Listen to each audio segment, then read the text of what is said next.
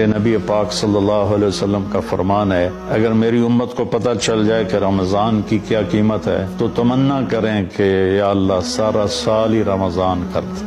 اور اللہ تبارک و تعالیٰ کی طرف سے ایک فرشتہ اعلان کرتا ہے، یا باغ الخیر اقبل و ابشر، اے نیکی کے کرنے والے آگے اور آگے بڑھ، تجھے خوشخبری ہو تیرے لیے بڑی نعمتیں ہیں۔ ویا باغ الشر یمم و اقصد، اے برائی کے کرنے والے بس کر اور واپس آ جا۔ اس میں قرآن کی تلاوت کی کثرت فرمائیں، اپنے دنیاوی کام مختصر کر دیں، اپنے ملازموں کی ڈیوٹی مختصر کر دیں، نوافل کا اہتمام کریں، تہجد کا اہتمام کریں، تراویح 8 اور 20 کی لڑائی میں نہ پڑیں، جتنے زیادہ پڑھو گے اتنا اجر ہے۔